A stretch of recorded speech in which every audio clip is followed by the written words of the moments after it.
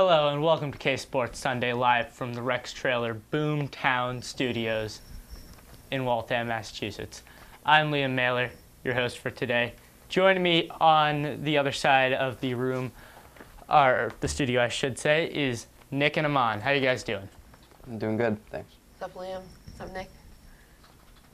All right. Today we're going to be covering the Red Sox, Patriots, Bruins, and Celtics, your big four Boston sports teams. Starting out with the Red Sox, as they have officially announced their starting lineup, or not their starting lineup, their opening day roster. Some of the big names there are Jackie Bradley Jr., who coach John Farrell has completely guaranteed will start in left field pending any injuries. Guys, obviously one of the biggest stories coming out of spring training. How do you feel about that? Well, I think it's very good for him. I think a year ago he probably wasn't ready for the major leagues and is at a time where he was considered a top prospect, but a guy who's kind of raw at the position. But I think overall, as he grew, and I think this year in spring training, he really opened some eyes by his play. I think now he's starting to really can become a contributor for this Red Sox team. Yeah, definitely. I mean, if you just take a look at his stats in spring training, he hit .419 with 12 RBIs and 2 home runs. I mean, he has a lot of potential. And right now, anything that he has to offer, the Red Sox will take. And from an abysmal season last year, they need to have some spark, and I think he's going to provide it. Yeah, he really made the jump this year. Last year in spring training, he was really an afterthought, one of their hot prospects, but he was nothing really amazing. This year, he showed the Red Sox why they drafted him in the first round. He hit .419, as you said, and he was extremely good for them, providing pretty much what they needed with the injury to Ortiz causing Johnny Gomes to start the season at DH, giving the Red Sox an open spot in the outfield. Hopefully for the Red Sox, he will be a Rookie of the Year candidate, as he is projected to be by many of the people in Boston and around the league. Should be very interesting to see how he develops throughout the year. Don't you agree, guys? I think obviously, though, I mean, the rookie class this year is not as deep as it has been in years, so I think he definitely has a good chance to. Maybe in past years he wouldn't have been a favorite, but I think this year he's definitely got a good chance to win. Yeah, there aren't really any Bryce Harpers, Mike Trouts, or any of those kind of players. But moving on to some more predictions here, I guess you could say.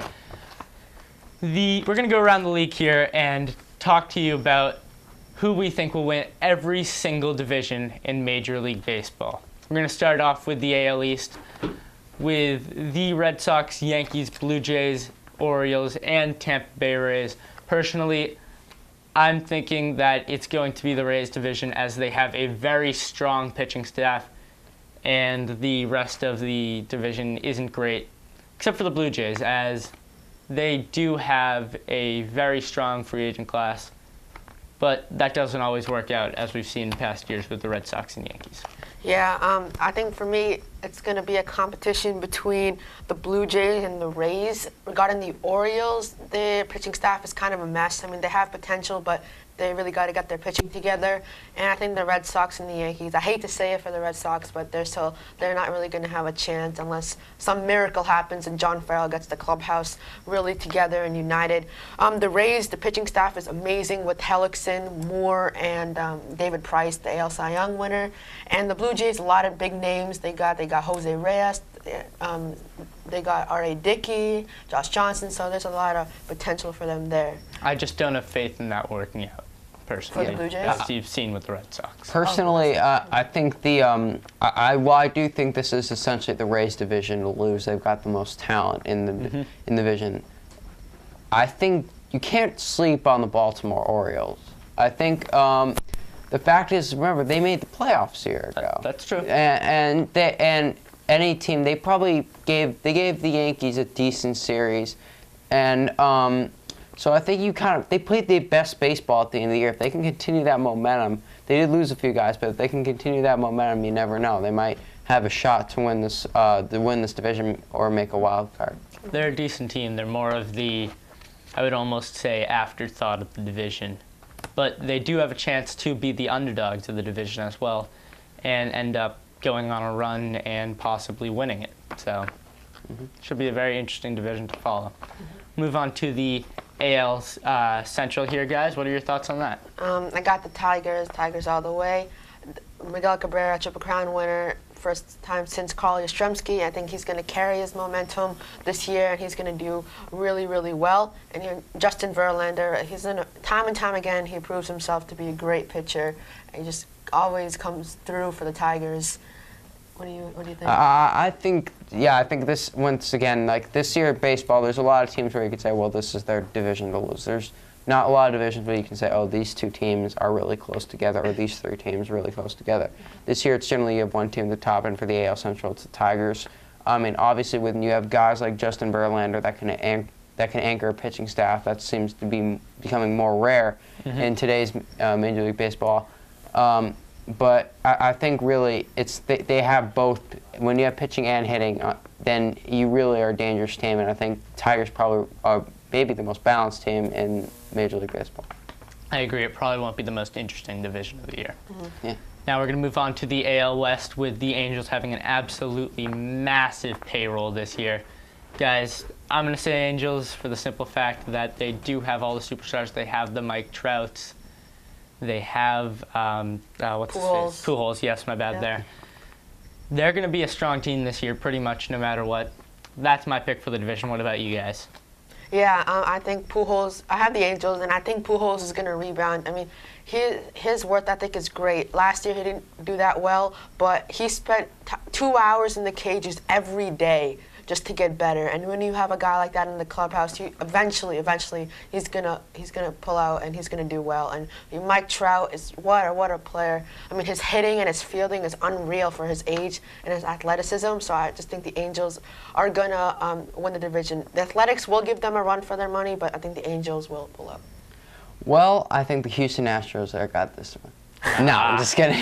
I think really, I would have said the Rangers had they been able to keep some of their talent together, because I just do think, well, the Rangers, yeah, but I think to me the Angels really, it's not just, Pujols last year had to have a year to get kind of used to the American League thing. It's different league. Yeah, I think it can be a little more tougher, and for some hitters, some guys like Matt Holliday too struggle their first year, but once they get used to it, I think they really start to improve and get better.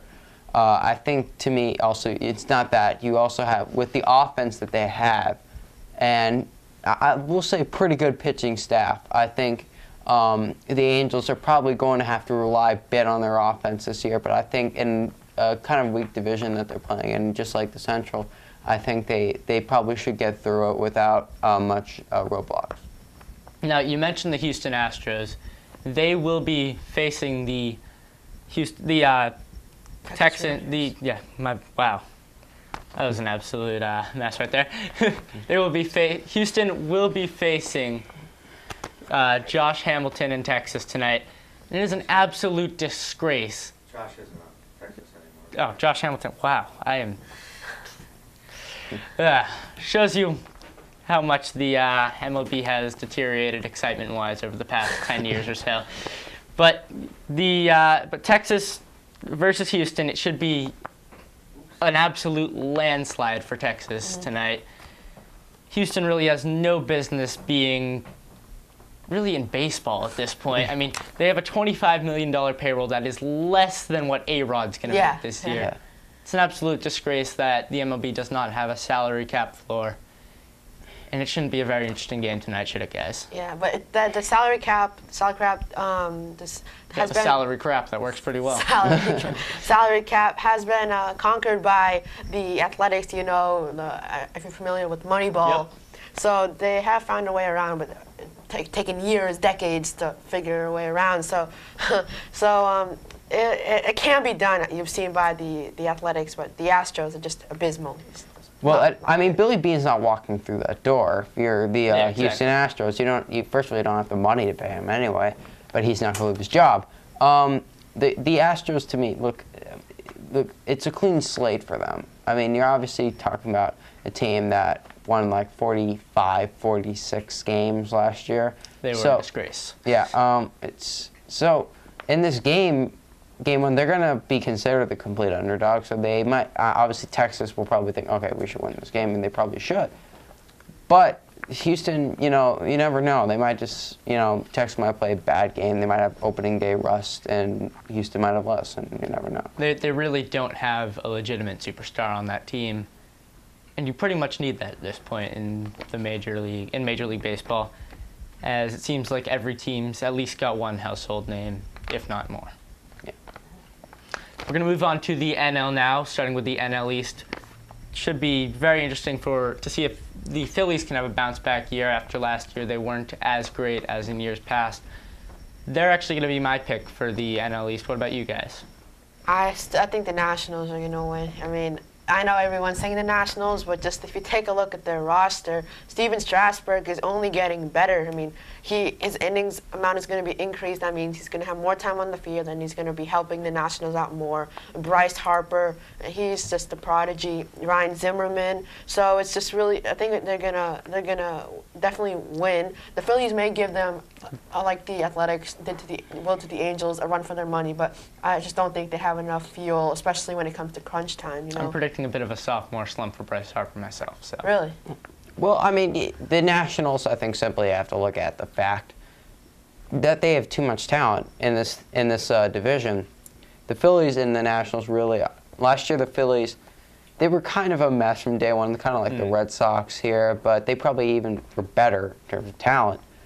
But to me, the Nationals, to me, are too complete a team to lose this division. I mean, when you have two guys, you talk about superstars, you have two bona fide superstars, Bryce Harper and Steven Strasburg, although you're right, Bryce Harper could have a sophomore slump. I just think they're going to overwhelm teams in this division because of their just superior talent to everybody else. Yeah. All right, we'll move on to the NL Central now, with a division really highlighted by the Reds and the Cardinals. The Cardinals sort of being a staple every year. They're going to be my pick. They really don't seem to have an off year, and the Reds aren't looking great this year. Yeah, the Cardinals with Matt Holliday and Carlos Beltran, they have a lot of potential. The Reds, Joey Votto was really their bright spot. I mean, yeah, it's really Joey Votto and everyone else. Yeah, I know, but I mean, when you have a guy like that on the team, all it takes is one spark, and boom, then the team can skyrocket and do really well. So you never know, but I support you with the Cardinals. The model of consistency is the Cardinals, and that's why they're there every year. So if the Reds have a bad stretch, generally, the Cardinals, they don't seem to be a team that will go on many long winning streaks. That seems more like a team the Reds would have, more streaks the Reds would have. But to be honest, I think that really the Cardinals, because they're always there at the end, they're kind of like Michigan State March. They're always near the Final Four or somewhere around that point. They're always there. So I think, to be honest, I don't know if the Reds have built enough around Joey Votto to get them over the hump, although I definitely wouldn't be surprised. I mean, this is probably could be maybe the most competitive division. Yeah, but one of your biggest names is a relief pitcher in Aroldis Chapman. Yeah. It's not necessarily, you're not going to be the biggest team in your division. Yeah, I think the most competitive division will always, for the time coming up, will be the AL East. I mean, time and time again, they've always been competitive with the Red Sox and the Yankees a few years ago, but now new teams coming up with the Orioles, the Rays, and the Blue Jays. So I think they'll be the most competitive division for years to come.